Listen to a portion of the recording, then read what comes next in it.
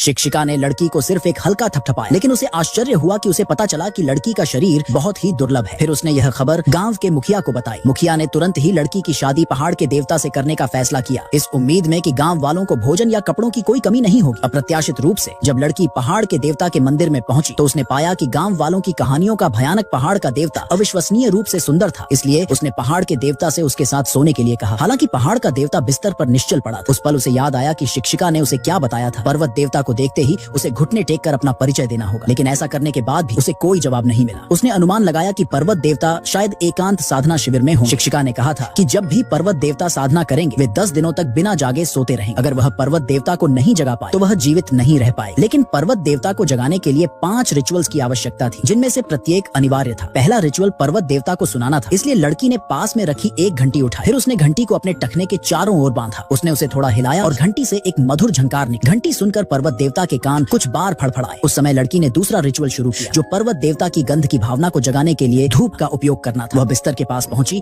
और पाया कि पर्वत देवता के पैर लोहे की जंजीरों से बंधे हुए। यह देखकर वह बहुत हैरान हुई। वह समझ नहीं पा रही थी कि पर्वत देवता ने खुद को बिस्तर पर क्यों बंद कर लिया। बिना कुछ सोचे समझे लड़की ने पर्वत देवता के कपड़े उतारने शुरू कर दिए। उसके सुंदर चेहरे और पुष्ट शरीर को देखकर लड़की का दिल तेजी से धड़कने लगा। इसके बाद उसने एक धूप बत्ती निकाली। शिक्षक के निर्देशों का पालन करते हुए उसने धूप बत्ती की राख पर्वत देवता की छाती पर बिखेर दी। तीसरा रिचुअल पर्वत देवता की स्वाद की भावना को जगाना था। क्योंकि पर्वत देवता गहरी नींद में थे, इसलिए लड़की ने पानी का एक घूंट लिया। फिर उसने पानी का स्वाद पर्वत देवता के मुंह से मुंह में डाला। पहले 3 रिचुअल पूरे करने के बाद लड़की ने धीरे धीरे अपने कपड़े उतारे और अपने शरीर से पर्वत देवता को गर्माहट देने की तैयारी करने लगी। इस तरह वह पर्वत देवता की स्पर्श की भावना को जागृत कर सकती थी। केवल तभी रिचुअल पूरा हो सकता था जब पर्वत देवता का शरीर पूरी तरह से गर्म होगा। इसके बाद अंतिम रिचुअल आया।